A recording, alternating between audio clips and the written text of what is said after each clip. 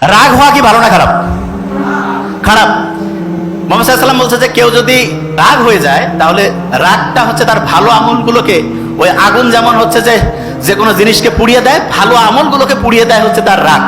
এরকম খারাপ। বিজ্ঞানীরা দেখছে কেউ যখন রাগ হয়ে যায় তখন তার রক্তের যে কোয়ালিটিটা, এইটাতে দেখা যায় কর্টিসল বেড়ে যায়। তার মানে টেনশন যেই কারণে বেশি হয় সেই জিনিসটা বেড়ে যায়। তাইলে এইটা রাগ যখন কেউ হচ্ছে তখন তার ব্রেনটা কি ভালোভাবে কাজ করতেছে না খারাপভাবে?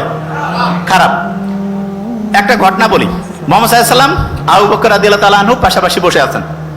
একজন দূর থেকে আসলো, এসে আবু বকর রাদিয়াল্লাহু তাআলা আনহু সম্বন্ধে মিথ্যা বানিয়ে বানিয়ে কথা বলতেছে এবং আবু বকর রাদিয়াল্লাহু তাআলা আনহু কিন্তু এটা মানে হচ্ছে যে প্রোটেস্ট করতেছে যে না, এটা কেমন কথা, আপনি তো ঠিক বলতেছেন না। ভদ্রভাবে আবু বকর রাদিয়াল্লাহু তাআলা আনহু হচ্ছে এটার জবাব দিচ্ছে। মুহাম্মদ সাল্লাল্লাহু আলাইহি ওয়াসাল্লাম মুস্কি মুস্কি হাসতেছেন, আর ওই লোক খালি সমানে মিথ্যা সমালোচনা করতেইছে। এরপরে হঠাৎ করে আবু বকর রাদিয়াল্লাহু তাআলা আনহু মানে রাগ হয়ে গেল। রাগ হয়ে বলল যে না, এটা হচ্ছে যে মানে তুমি যেটা বলতেছো একদমই ঠিক না। এবং উনি প্রচন্ড রাগ যখন হলেন তখন মুহাম্মদ সাল্লাল্লাহু আলাইহি ওয়াসাল্লাম একটু মুখটা মলিন। চ্যানেলটি সাবস্ক্রাইব করে আমাদের সঙ্গেই থাকুন।